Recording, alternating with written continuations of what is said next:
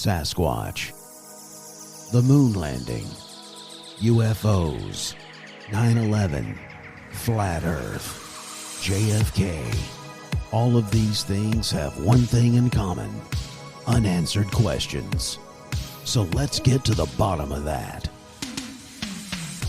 Three strong men from the East rise from the ashes of censorship and cancel culture. From the strange and twisted mind of Mike. Probably the best evidence for lizard people that I've seen is the CEO of Pfizer. His throat literally expands like it's like a frog. Might be reptilian. We're not sure. From the unscripted and unthoughtful mind of Jason. The Chinese brought these drones that look like birds to the United States so they can spy on us. Birds aren't real. Change my mind. Alex Jones said it. It's a fact. Also from the mind that is on the edge of the lunatic fringe and reaches far into a bottomless void of nothingness. Byron Dice. Listen, if the moon landing was real, how come we haven't been back since then? And why was all the data scrubbed and destroyed? You know what I'm talking about? It's just weird. Wait, what if it was real and there's a moon base up there we don't even know about? That would explain Roswell. Dice Man Enterprises exclusively presents a talk show that will get to the bottom of things once and for all. And now here's your host for Let's Get to the Bottom of That. Three weirdos on a mic. It's that time again. Three weirdos on a mic are back. I'm Byron, Mike, and Jason. Welcome back into the show, brothers. Yo, welcome back, everybody. What's up? And we have just released 9/11 Part 2. That was a doozy because we covered nothing but the building collapses, and I think that was a good show right there. That was fun. It was our first show, actually, where it took an hour, or actually 2 hours, to discuss that topic, and we had to break it up into two parts. So this one might be another one. I don't know. Today's subject is none other than Bigfoot, Sasquatch, skunk bear, Yeti. There's tons of names that Mike's going to go over today, but I'm not going to try to say them all, but I'm sure there's a bunch of them out there. Don't forget, we do have a website, www.bottomofthat.com. You can go there. You can listen to the podcast on the actual site, or if you're not a web player, you can scroll down to our podcast section and just click on any platform that is your favorite platform, such as Spotify, Amazon, Apple Music, Google, you name it. We're out there on any platform that you might call home for podcast listening. And we also have a blog. Every time that we post a subject, I will put a blog out there with our research notes. And if you want to comment and let us know how we did on that topic, there's a comment section at the bottom of the blog. You can comment there and let us know how we're doing. And if you want to let us know, hey, I want you to do a show about Shirley Temple and how she was related to Lucille Ball. So if that's a topic you want us to go over, we can do that as well. So I'm sure there's a controversy out there about that. Without further ado, I want to bring in a phone guest we have today because we have a Bigfoot enthusiast. His name is Ed. Welcome to the program, Ed. Are you there? I am. Okay, welcome to the program. I thought we lost you there. I thought Bigfoot got you. Nope. All right, Ed, welcome to the program. My name is Byron. We got Mike and Jason on three mics. Good to have you. Today is a topic that is widely discussed and widely sought after by two camps. It's not real and it's real. Those are the two camps right there. We have scientific people looking for this stuff, and we have people that are just like ghost hunters and just out in the woods with backpacks looking for this guy. So far, he is the reigning champion of hide and seek. Yeah, that's true. So I'm going to give him props for that. But Ed, Mike has brought you onto the show because you have a different perspective on this phenomenon. So if you would, go ahead and just introduce yourself. Tell us what you do if you want to, and then how your life has been, impacted by this subject of Bigfoot. Well, my name's Ed. I'm a paranormal investigator here in the Kansas City area, and I've been on. I'm a longtime camper. I'm a scout leader and various other things, and so I spend a lot of time outside, and it's a regular thing where you'll be get to laying down at night and you hear a noise and it just doesn't make sense, and you start thinking about stuff. And so I've done a lot of research whenever I can. I've listened to just about every podcast I can find and pick out about Bigfoot, and I've started putting various pieces of the puzzle together when I can. I've had a chance to talk to a few BFRO guys, and I'm not going to say that I have him figured out. I don't think anybody does. All right. Except for maybe the government. They might have one floating around somewhere that the Department of the Interior just doesn't want to tell anybody about. But I could see it. Yeah, definitely. oh yeah, Yep. So speaking about, well, I was going to mention if in case listeners don't know this, BFRO is Bigfoot Field Researchers Organization. It's a big word. It's a big long tongue twister. That's why we say BFRO. Or I'd like to say is BFRO. Right. I like that. Yeah, because if Bigfoot is on his best day, he could have a fro. You could. Yep. Oh, so, yeah. So yeah, this is where people can go and report their Bigfoot sightings and encounters, and you can even search it by state. And I was doing that this week as we were doing research, and we live in Missouri, and I was looking through some of the reports on there, and to my surprise, there's quite a few encounters in the area, actually. Really? Yes. oh yeah. I found one. I looked up I think it was 2013. There's a park around here where I live in Lenexa. They didn't see it, but they heard the wood knock and some bushes moving. And I'm not familiar with it. Let's talk. Let's instead. I'm getting my mind is going 50 miles an hour right now. Mike, go ahead and tell me, because you were listing all the names. We were talking about Yeti, Sasquatch. Yeah. Do you have a list of all the names that's possibly out there that this guy has?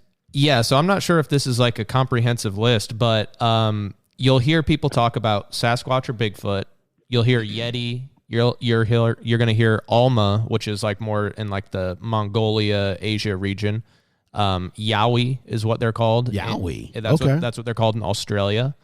So yeah, those are just a few of the names. Some people also talk about the skunk ape down in Skunk ape. Yeah. God, that's what I was trying to think of. So that is down in the South U.S. Predominantly Florida. Yep. Okay. Yep. So Ed, I have a question for you. How long have you been intrigued by Bigfoot? How long have you been in this field? I'll be one of those people that takes the cliche out on this and say, well, when I was a kid, I got started out seeing an episode of the old TV show Monster Quest, Mm-hmm. and that instantly got me hooked. I wasn't at the time one of those people that just ran to the library and checked out every book, but Right. I would definitely pay attention and watch for things. And it's kind of like with UFOs. They say most people will never see a UFO because they never bother to look up. Oh, that's true. Oh, goodness. And Mm-hmm.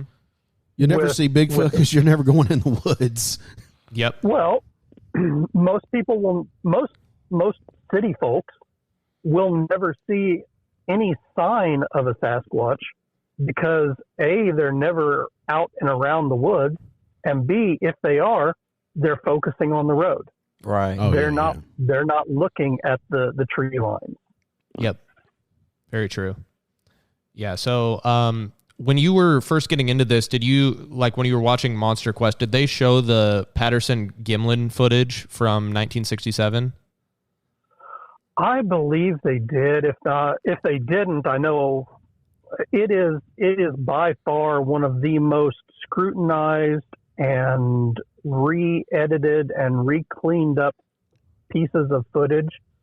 I have actually heard someone make the statement that it has gone through more photo and video editing than Star Wars in all of its iterations. Oh, wow. That's a lot. That's quite a bit. Yeah.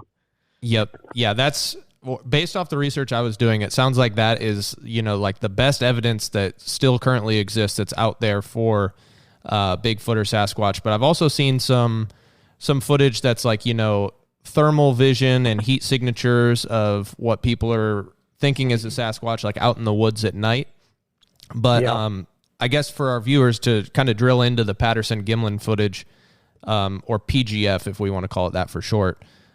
This is like the classic Sasquatch footage from October 1967 that I think probably almost everyone has seen at this point. I know all of us watched it this week when we were doing our research and watched, experts analyzing it and giving their interpretation. It was shot in Northern California, and two men, Roger Patterson and Bob Gimlin, rode out on horseback along Bluff Creek, northwest of Orleans, California. And Roger Patterson tragically died of cancer a few years after this in 1972 and maintained right up until the end that the creature in the film was real. And Bob Gimlin has always denied any part of any hoax as well. So both of these guys, they're saying this is not a hoax. And experts that have looked at the footage, you seem to arrive at the same conclusion as well. But yeah, there have been people that have offered Bob Gimlin sums of money in the tens of millions of dollars to recant his story. What? And he will smile at him and say, well, let me tell you how this transpired. And then he proceeds to tell the entire story exactly as he has told it every single time. Wow. Yep. Yeah.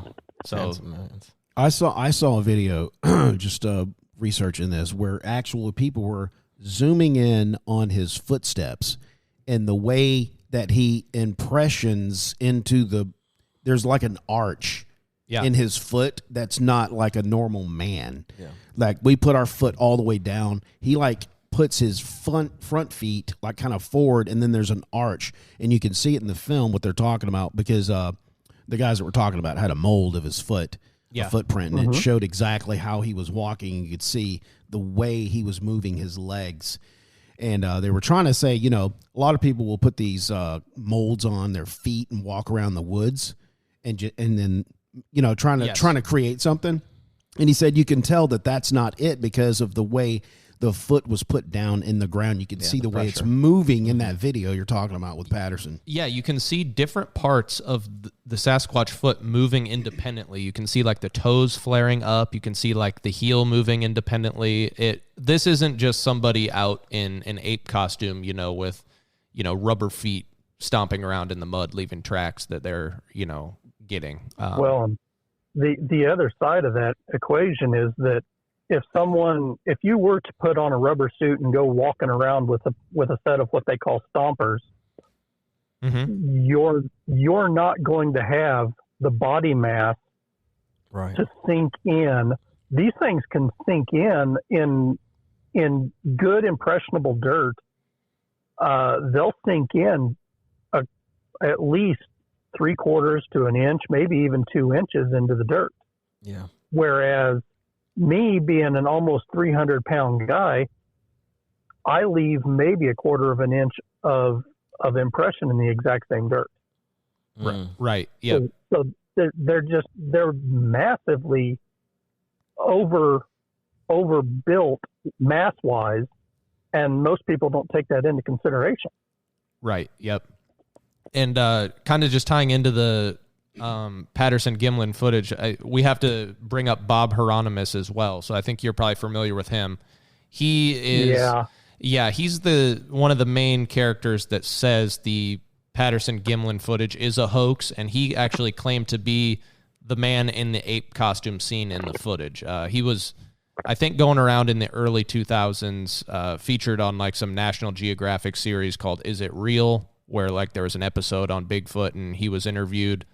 Kind of the problem with him from my perspective is he's given multiple contradictory claims about what the alleged ape costume was that he was supposedly wearing. Version number 1 of the story, he claimed that Patterson skinned a red horse and fashioned a costume out of its hide. That's already ridiculous. Right. Yeah, Skinned a red horse? yeah, and he specifically said red horse, which on the footage, the Patterson-Gimlin footage, you can see that the Sasquatch is like black. Why wouldn't or you very just, dark if you brown. were going to do this, why wouldn't you say I skinned a black bear? I don't Why know. are that just is unbelievable? I would believe Well, more if you because- said you skinned a black bear. Because if you look at these creatures, their actual color ranges anywhere from a cinnamon red to a deep dark brown, and then during the wintertime, they actually do tend to come out with a black, Oh, okay. black fur or hair. And then, similar to a silverback, the theory is that as they get older, just like us and the silverback gorillas, they start to gray. Interesting. Okay. Because, yeah, when I was looking through some of, I was going all over the internet kind of just reading what people were saying they were seeing out there. And some people were saying they were seeing like white ones. Yeah. Yeah, so that would kind of explain that. Would the white ones? Is that the Yeti? Yeah. No. So Okay. do they change their? Go ahead, Dad. The white one it seems to be kind of an odd duck. There's only been one or two sightings of white Sasquatch. One of them was in, I want to say, up in the northeast area, like Pennsylvania, New Hampshire area, something like that. That's the one that the guy got real good video footage of it. He's scanned his camera along the tree line, and this thing is looking at him through the trees, and it steps back and then turns and bolts. Okay. That one is one of the few that is it's actually on camera and everybody has seen it. The theory is that whether it's an albino or whether it has just somehow adapted, or whether it's just a genetic mutation, nobody knows. Interesting. Okay. I was going to ask if you knew, Ed. Do their coats differ because of the locations they are around the world? Yes. The coat and the size both. If you listen to the reports, you can start down in Florida with the skunk ape. Mm-hmm. Your typical skunk ape tends to have longer, stringier hair during certain parts of the year, so that it can retain more moisture when it's moving around, and when it comes up out of the swamp, it'll stay cool. Oh, that's smart. The skunk apes tend to be anywhere from 5 to 5.5, 6 feet tall. They're basically human size. Okay. The further north you go, they start to incrementally increase in size, and their hair adjusts with the climate, basically. Oh, gotcha. Okay. So here in Missouri, they're going to, during the winter time, they will bush out a little bit more and get a little bit more hair on them. But then come spring and summer, they will almost shed, or I know some people have theorized that that's one of the things that they're doing a lot of times when people see trees rocking in the middle of a wood. They'll make the statement, well, maybe there's a Sasquatch in there shaving or scratching its winter hair off. Okay, interesting. I can't say one way or another about that, but it makes sense. Right, that doesn't make sense. I heard a statement, I don't know, you tell me if this is true, that the more rain an area gets, the more Bigfoot sightings have been reported in an area. I just heard that. I can't really say that would matter, because if you look at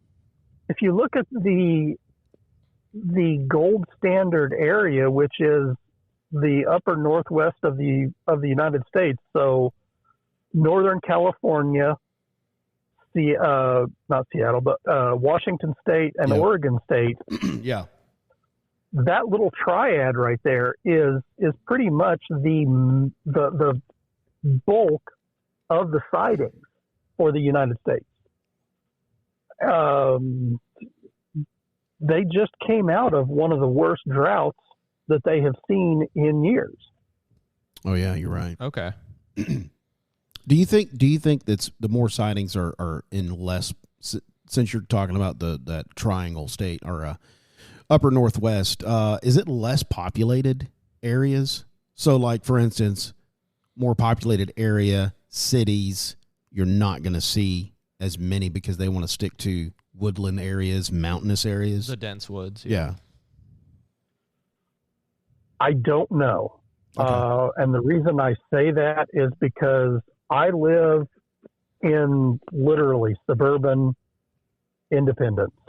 I'm in the suburbs of Kansas City, and we had some friends that actually watched one walk across a road that is on the edge of my subdivision.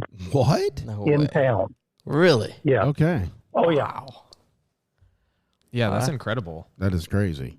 Okay. They had been over at our house. They left for the evening, and we got a call like 5 minutes later from them. And my wife and I both looked at the phone and thinking, "Oh crap, they had an accident or something." Right.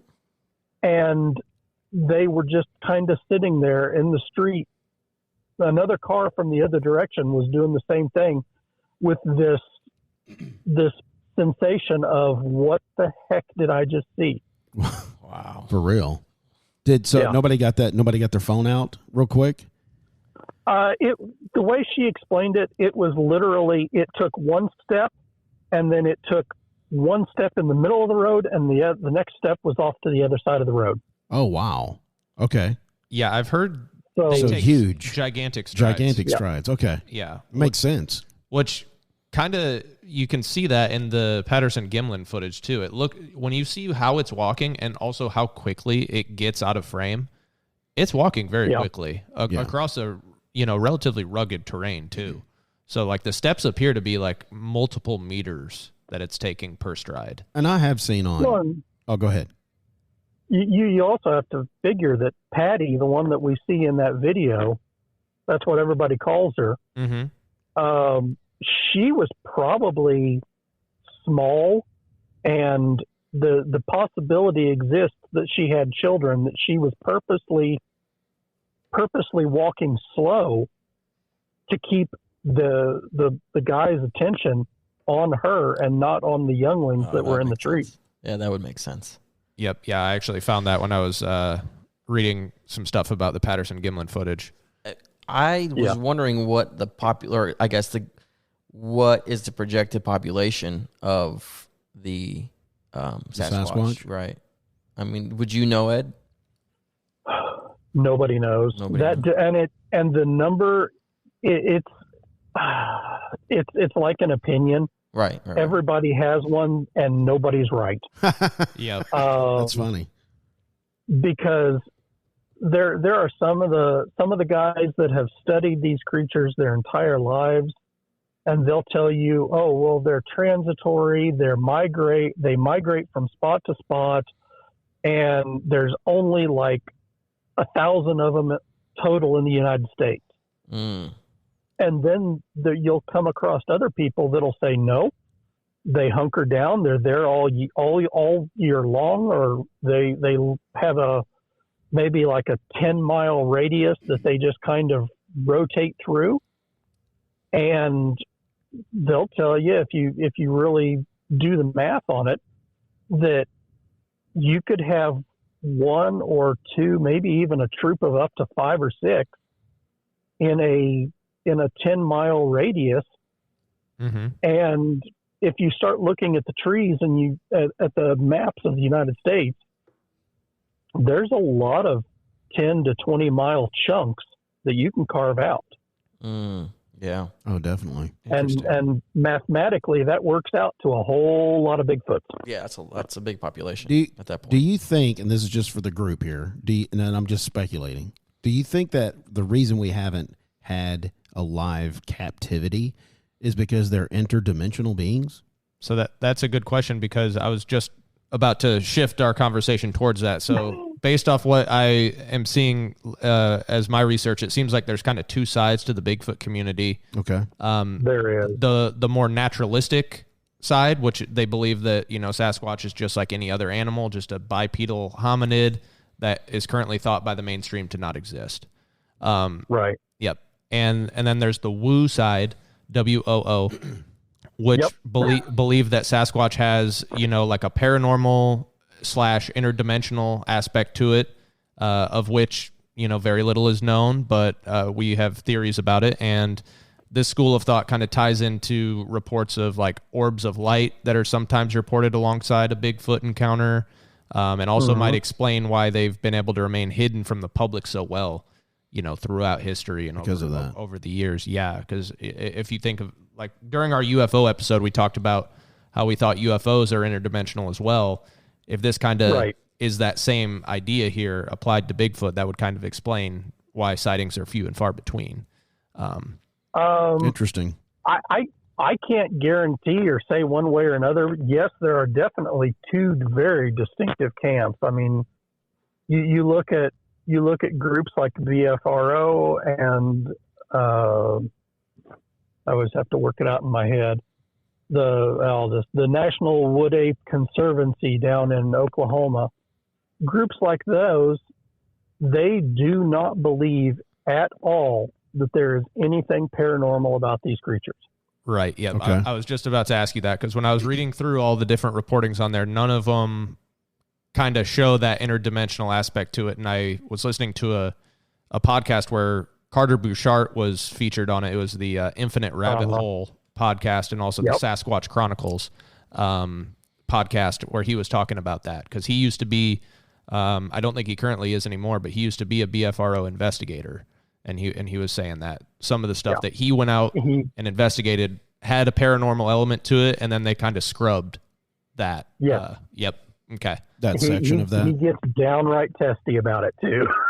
Yeah. Because, well, I mean, and I understand. I mean, he said he had very credible witnesses that told him what they saw and told them that these creatures did these things. And then he goes back and reads the report, or the person that made the report goes back and reads it a couple of weeks later and says, "This is not how this story went." Oh, really? They reported differently. Yeah. Oh, yeah. They literally changed the reports.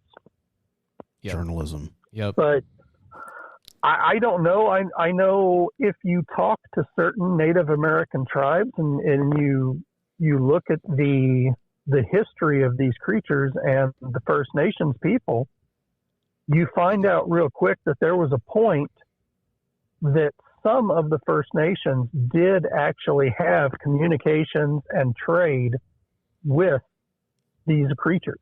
Oh, I didn't know about that. Yeah, that's very interesting. Talk a little more about that. Look into, if you, and I never can remember which tribe it is, but there's a location called Lovelock Cave. This is going to open up so many wormholes and rabbit holes for you, you're going to go nuts.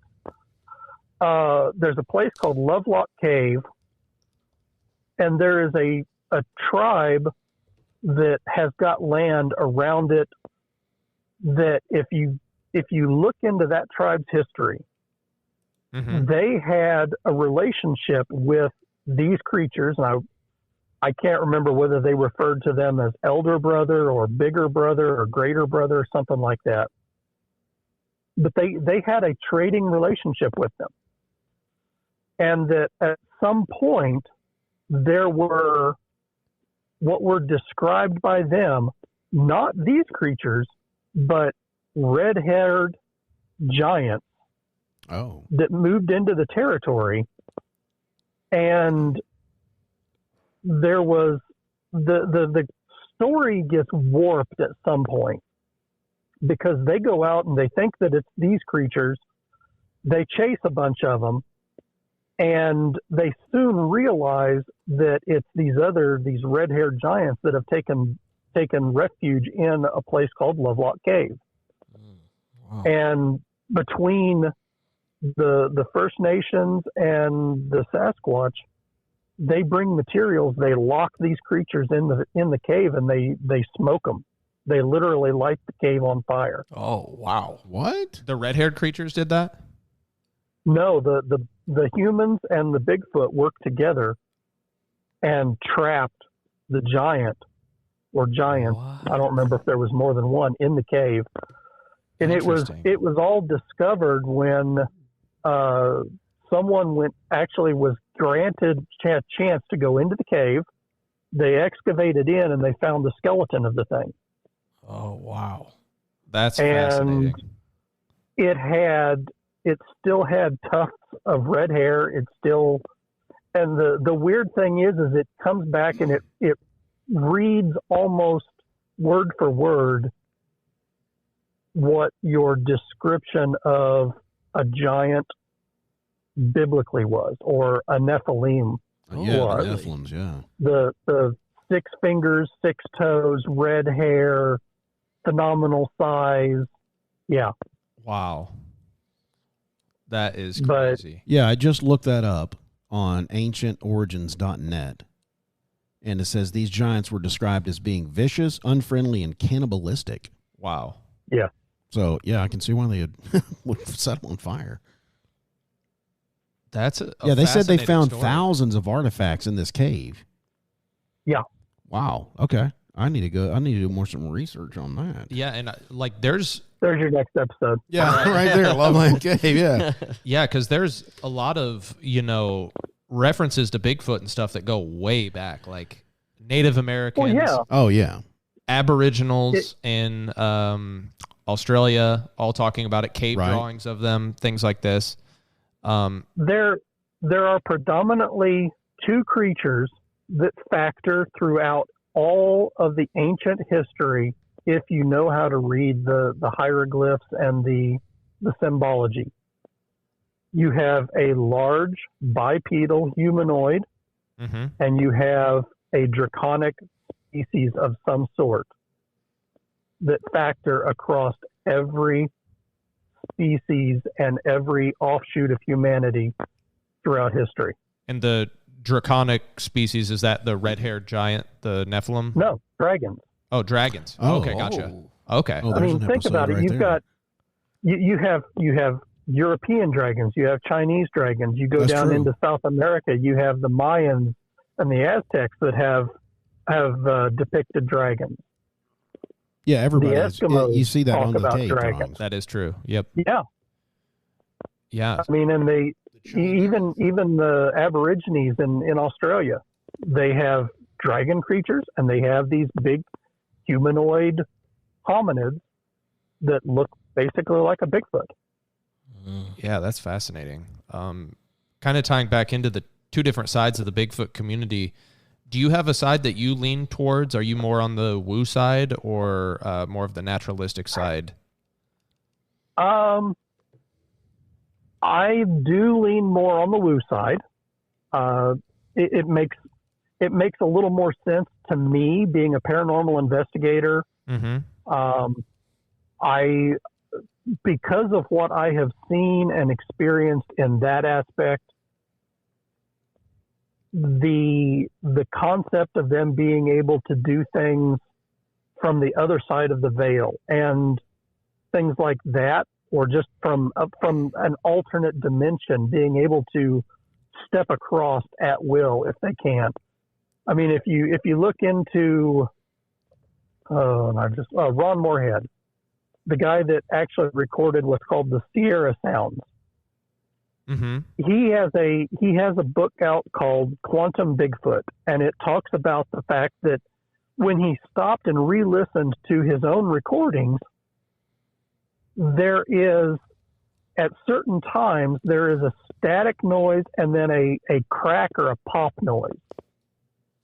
And he has theorized that is these creatures, or a creature, stepping across that dimensional barrier. Wow. Okay. Oh, okay. Yeah. That's interesting. And I mean, it makes sense. There's so much in reality and just in the world in general that we as stupid humans claim to know everything, but we don't know. We don't know squat. Yeah, we don't know jack. We don't know anything. Right. Yep. And, physics points to there being, a bunch of different dimensions that, we are theoretically aware of, but have very little understanding of. So it does kind of tie into that. Like there could be creatures that are able to pass across these interdimensional rifts, and Bigfoot being one of those. Go ahead. You go back and you look at the stories that some of the First Nations have about them. And I understand the First Nations, they give magical powers to a lot of different things. Mm-hmm. But there had to have been a reason behind that for some reason. Mm-hmm. Like you look up in the upper northwest, some of the First Nations that are up in Canada near Washington and Oregon, Idaho, they have stories about one of the Bigfoot that they call the child stealer. Mm. And you sit there and you listen to the story and you're like, okay, as a parent, I could see my parent telling me this story to keep me inside after dark. Right. Oh, okay, yeah. It makes perfect sense. But then you look at some of the stories that have been passed down throughout history. I mean, just the Albert Ostman story alone lends credence to that. Okay. What's that story? Yeah, can you go into a little bit of detail? So Albert Ostman was a fur trapper. I can't remember. I think this was like just like birth of the states type era. He was, I want to say, a French fur trapper or a Canadian fur trapper, something along those lines. And he started out, and he was out looking for a good place to put his beaver traps and his fur traps. He was asleep at night, and he heard something moving around, and so he just kind of reached over and grabbed some of his stuff and kind of his gun and a few other things, pulled them into his sleeping bag, thinking if something burst out of the trees, he'd just lean out and shoot it. Mm-hmm. And he laid there, and then like a little while later, he looked around and he realized that him and his sleeping bag and all the stuff in it were on the shoulder of something, and he was being moved through the wilderness at a high rate of speed. Oh man! Wow. This thing carried him up a mountainside and basically put him on a little plateau where there was a cave opening, and whether he was being given to the youngling, to the young female for mating purposes, or whether he was being given to the young one for food, he's not sure.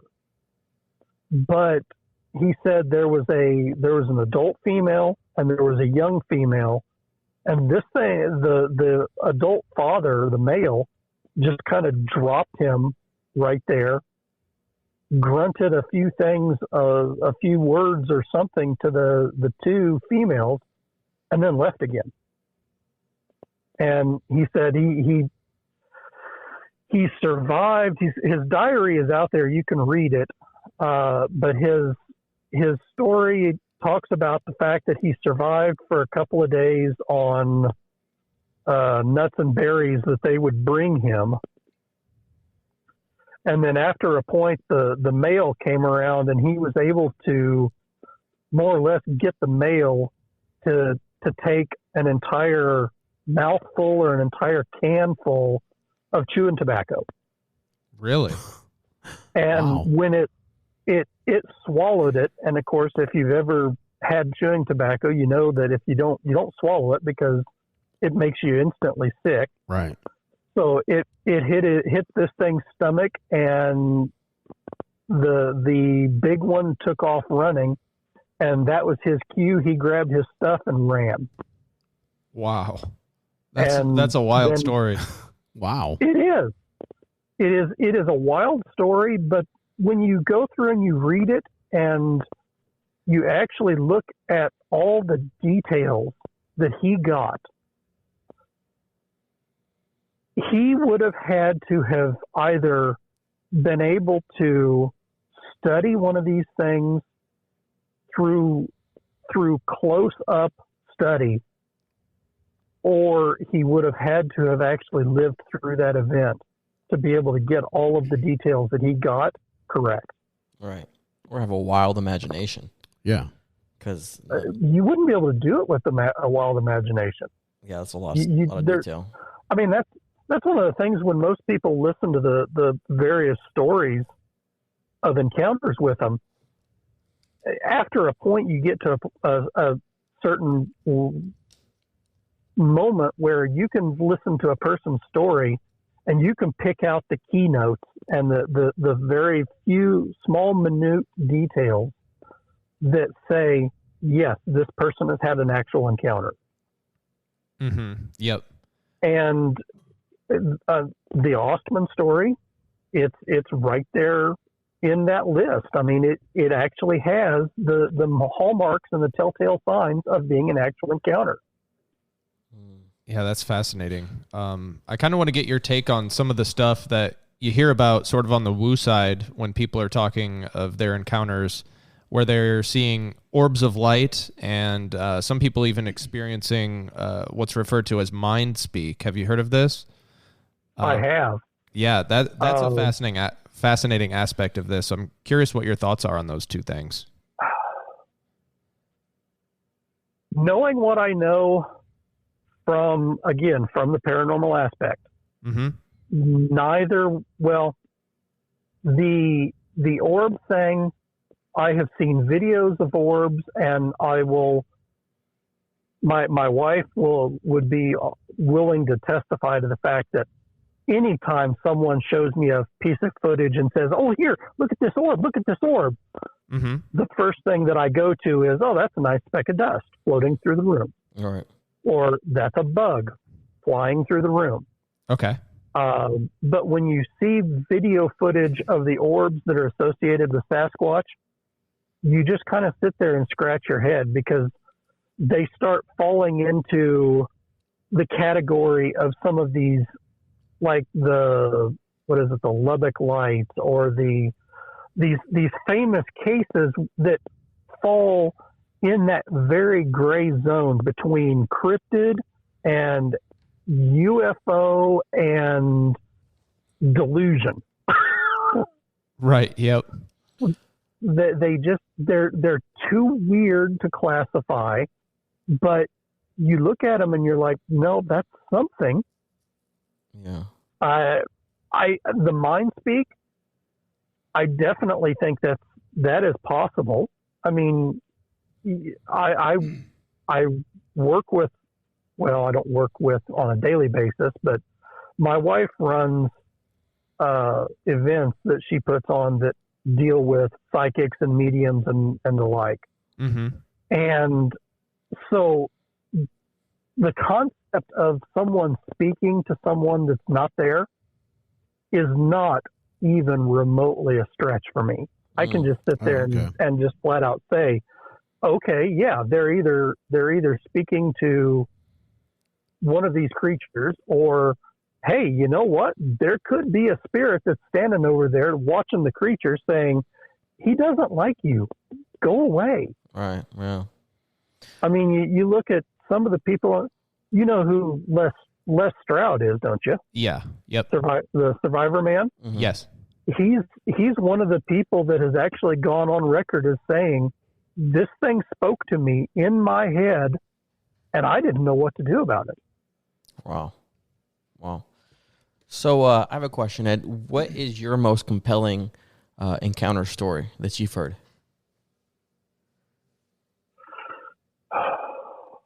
I don't know. That he's heard, or that he's experienced? That he's experienced or heard. Okay. Like from all the research and investigation he's done.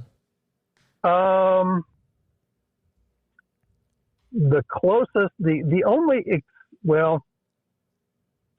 so my my wife and daughter and I went down to Mount Ida, Arkansas several years ago. And we thought it would be nice to get this little cabin back in the woods. And my wife thought, she's like, hell yeah, this will be great. Maybe you'll see a Bigfoot. And so all the way in, I was the roads when you turn off. I mean, it was one of those, you're driving up and you literally turn off the paved road and you're driving on a gravel road for about 5 miles back to this cabin. Okay. All the time, I was completely on edge, freaked out, swore up and down that we were going to watch one of these things just step out right in front of us. Never did. Never saw one. But I can tell you the next day we're driving through that same road, going back and forth to do stuff. And we were seeing signs of them everywhere. We were seeing arches, tree arches. We were seeing what's called fence structures and X structures and just all these things in the trees on either side of the road. And on the first time we came back in the daylight, we're driving through this gravel road at about 10 miles an hour because we were taking pictures and pointing things out and videotaping on our phone all of the stuff that we were seeing. Oh, wow. And these X structures and stuff like that, Ed, those are, just for the audience, are those trees that are pushed over in a certain pattern? In some cases they are pushed over, but in the majority of cases, they will be trees that are anywhere from 8 to 10 inches in diameter up to like 12 to 18 inches in diameter. They have been literally ripped out of the ground and moved to that location. Wow. And I mean, you get up into Montana, I've seen people take video of structures up there where they have used what's called a lodgepole pine, which is those pine trees that are like 150 feet tall. Mm-hmm. And they will, when there's an X structure or what's called a TP structure, something like that, they break it off at the base, or sometimes they'll just take the root structure with it. And when they do that, they always plant the root structure up towards the air. But they'll break it off, carry it to where they want it, strip all of the small branches off the sides, and then they literally weave these things together. Wow. Okay. For shelter. I mean, well, not as much for shelter. We're not really sure what exactly they're using them for. Okay. There are some people that have noticed signs on their properties, and they've kind of figured out, okay, an X structure means humans stay out. Oh, Okay. A fence structure, which is basically a horizontal tree that is set across 2 or 3 other trees to create like a horizontal fence. That is the Squatches or the Bigfoot talking to them to themselves, saying, "Don't go beyond this point. There's humans on the other side of this." Okay. Oh, okay. Got it. So you saw some of those structures when you were on that trip in Yes. Arkansas? Yeah. That's fascinating. The only other thing that I can claim to have experienced is when we were camping down at Lake of the Ozarks for a scout camp out. I woke up at about 3 or 4 in the morning, laying there in my hammock, and I heard this noise off in the distance that I can tell you all the things that it wasn't, Mm-hmm. but I can't really tell you what it was. Oh wow. Okay. What was it, like a roar or a whoop? It sounded like a scream. Okay. Sounded like a human female screaming, but you could tell. I mean, and down there you're dealing with all the valleys and the hollers and the ditches, and so sound just kind of echoes along as it goes. So I don't know how far away this thing was, but the distance that it had to have been from me, and the volume that it was, and just the sheer volume of the sound overall, there's not a human set of lungs that could have made that sound. Yeah. Have you ever heard any tree knocks as well? I have not. No. Okay. Now, what's that all Not about? that. So I don't know exactly what it is. I'm interested in getting Ed's take on it, but there's quite a few videos on YouTube and other platforms where you can hear people out in the woods that are, just recording these tree knocks, and it's just a very loud knock on a tree is what it sounds like. Sometimes just one knock, sometimes a series of knocks, and I'm not sure. What do you think about that, Ed? Do you think it's a form of communication, or what are they doing? Carter is kind of, he's the one that's got the best theory on the tree knocks that I've heard yet. Mm-hmm. He will tell you that they are alerting the rest of the troop that there are humans in the area. Oh. And whenever the humans change their configuration, then there is a new knocking to denote that. So they can count. Mm-hmm. And so there's always going to be, if you're in the trees, there's always going to be a lookout, and he's always going to know right where you're at. So let's say there's a group of 5 people and they're camping, and in the middle of the night, one of the guys, they're sitting around the campfire, one of the guys walks over to the edge of the clearing to relieve himself. Yeah. The scout, the one that is keeping an eye on them, would knock most likely 4 times, and then there would be a break in the cadence, and then he would knock one more time. Interesting. Okay. So is that for the humans, the count of the humans that are in the woods? Basically, yes. Basically saying there's now a group of 4 and there's one standing over here. Oh, okay. Gotcha.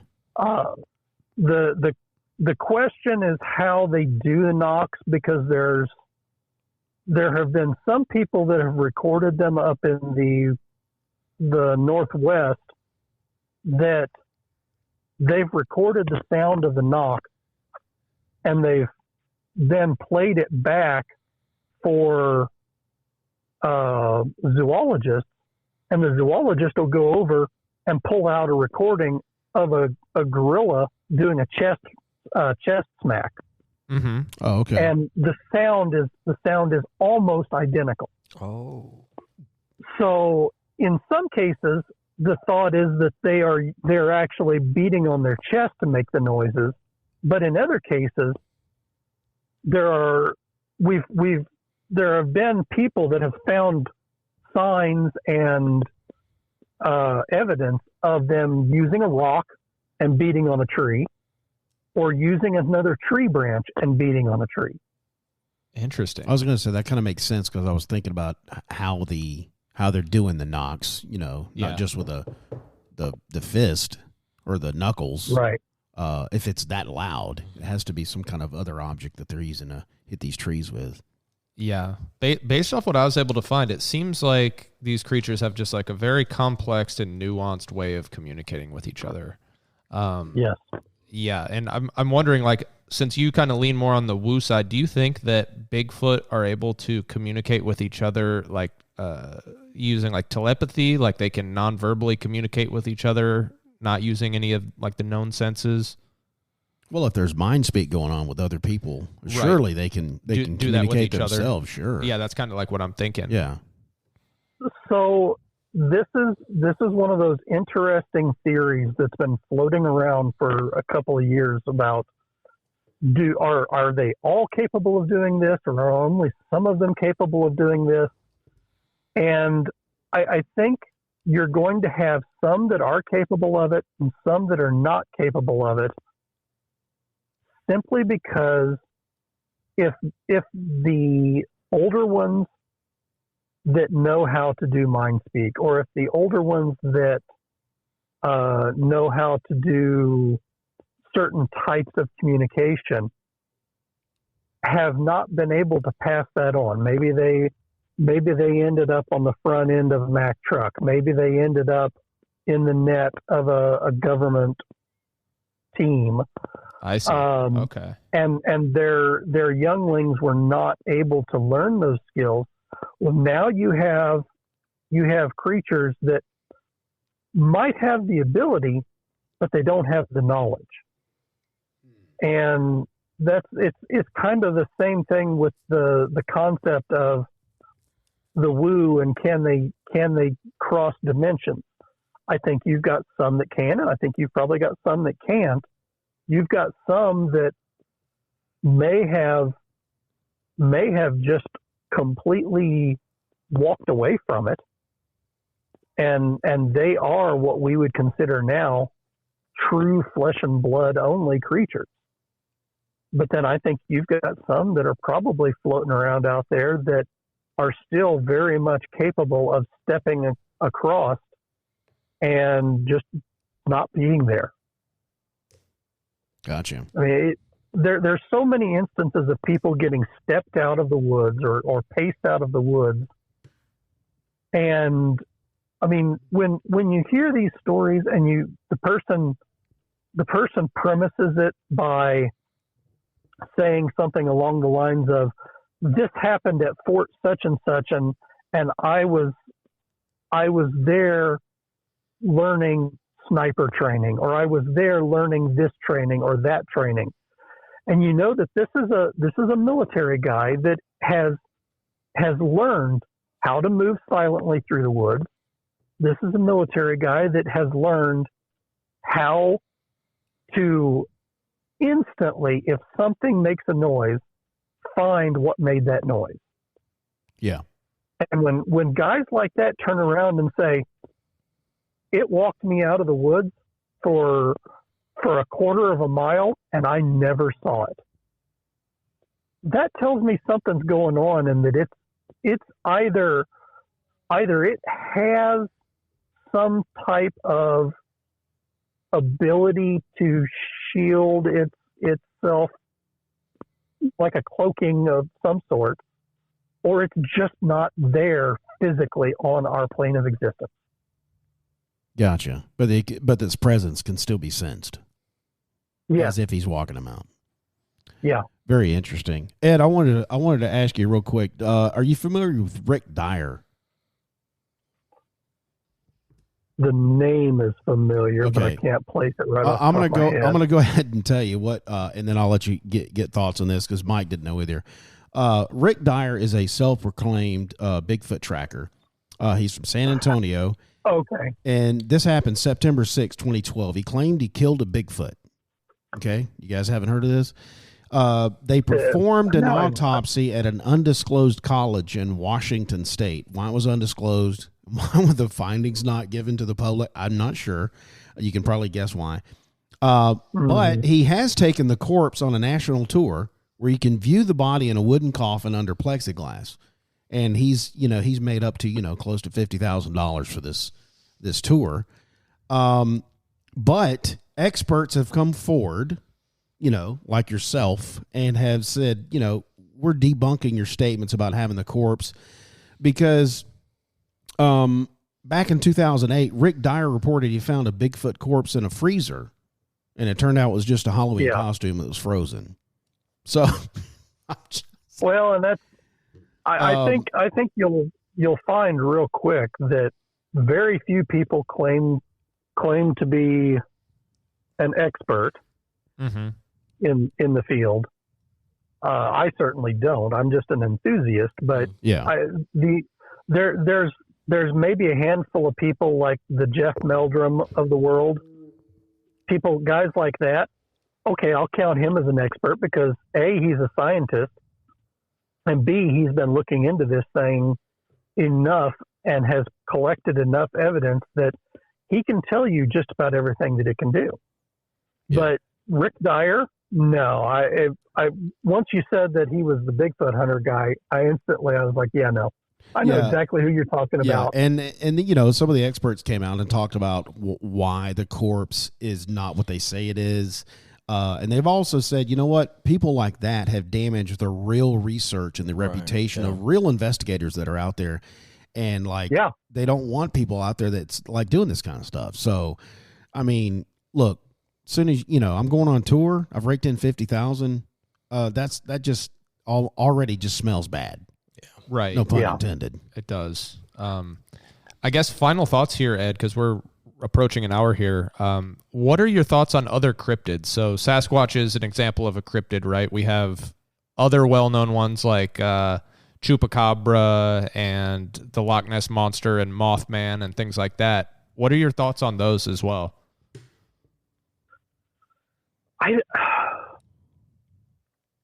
don't know. I want them. I want some of them. I want all of them to exist. I mean, there are some creatures like the Tasmanian tiger that it's just constantly floating on that line of, is it really a cryptid or is it still existing and we just haven't caught up with it? Nessie, God, I want Nessie to be real. As a person of Scottish ancestry, I want Nessie to be real so badly. Yeah, I wouldn't be surprised if, because like when you look at the photo of Nessie, which I think people say has been confirmed to be a hoax, I haven't looked into it, but it would not surprise me if there was some sort of like plesiosaur or something that looks like that that's still out there in the oceans somewhere. Well, and there are stories. There are stories about like there was a 9-foot shark that got swallowed whole. And the only reason they know it got swallowed whole is because of the sensors that was attached to it and the path that it took and the way the sensors came back. And when they reviewed the data, they were like, this thing got ate by something. Wow. What can Yeah. one bite a 9-foot shark? There's got to be something out there. There's got to be some creatures out there that we haven't, and we know there's creatures that we just don't have access or haven't seen or stuff and things. The question that I have on some of them, like Dogman and like Mothman, are they cryptids? Are they aliens? Are they some type of a lab experiment gone wrong? Oh yeah. I don't know. Yeah. I don't know. Some stuff is just unexplained. Yeah. It is. Yeah. Well, that's what makes it fun. Yeah, that's true. I appreciate you taking time out and spending time with us on this episode. I did, as you were talking, and you mentioned this several times, that you are a paranormal investigator. Yep. I would love to do an episode on the paranormal and have you come back on the show to give that aspect, because we were just focused on Bigfoot today. I would love to have you come back on and share some of your experiences of your investigations of the paranormal. Would that be something that is interesting to you? Yeah. To come we back? can do Okay. that. So you have an open. We will welcome I could probably you. even talk my wife into getting on with that one. Oh, sure. that'd be If cool. so, y'all Yeah. go out as a team and do some investigations on the paranormal. All the time, yeah. Okay, wow. great. Cool. Okay, That'd be incredible. we'll probably put that on the docket to do a paranormal show, and then we'll contact you to because I would love, because I have not, I have zero investigations on the paranormal, so I'd love to get your input on that. With that being said, I appreciate you coming on today. We're going to go ahead and let you go and give your time back. We appreciate it. Do you have any final thoughts for our listeners? Nope. if anybody gets a chance, go out and look for these things. And you don't have to go far. Just go find the woods anywhere, and just look around. Do you have any contact information or social media or any kind of plugs you want to put out to our listeners so they can get in touch with you or anything like that? As far as cryptids, I don't have anything. I mean, I can tell you our paranormal team is on Facebook under Omega Paranormal KC. Okay. But that's all I can. Awesome. That's all I've got. Well, that is out there. Well, I appreciate you. It was awesome talking to you, and we will look forward to talking to you in the future. All right. Yep. Appreciate it. Thanks Have a good Ed. one. Have a good one. All right, that was Ed. He is. That was some pretty awesome stuff there, man, guys. He pretty much carried our show with the stories that he had. Informative, very informative. Very interesting stories. I wanted to know about. And I wanted to ask you this, because I was thinking this. Other than the story he told about the dude being, taken up the mountain, and feeding a Bigfoot some chewing tobacco. Yeah. Mm-hmm. Is there any other threat, like, threatening it? I'm in danger. I don't want to get too close to this thing because I feel like I'm going to get my arms ripped off. That kind of thing, or is it just? I'm out here. Is it almost like a rabbit? You know what I'm saying? There's a rabbit. I'm scared. I don't want to be around you. Have you guys had any? Is there in your research? I haven't heard anything about them being any like threatening threat or aggression towards humans. Right. But that's from the research I've done. Yeah, that's what I came across as well. A lot of people will actually hypothesize that they're incredibly peaceful and they're keeping their distance from humans, and they're very well aware of humans, and they're just off doing their own thing. So yeah, in terms of threat, I don't really think there is one. So yeah. Okay, cool. I just want to get your take on that. Any final thoughts on Sasquatch? No, that was a great show. So yeah, thanks again to Ed for calling in and giving us your take on this very, very interesting topic. And maybe we'll have a part 2 down the road where we talk about some of the stuff that he mentioned. I definitely want to get Ed back and go over some. When he mentioned he was paranormal stuff, he was because he's like, this is my title. Yeah, I'm a Bigfoot enthusiast, but here's what I do: I investigate paranormal stuff. So and then of course the paranormal with the orbs and stuff. Yes. Oh, I was watching a video right before the show of people that had this thermal image in the woods, and there's a figure like I saw that hiding behind a tree and just kind of peering around the tree, and I almost creeped out. I was like, he's just kind of peeking around the tree. I was like, what is happening here? Right. Yeah. So the thermal images. Okay. Anyway, but I saw several guys out in the woods doing whatever. So.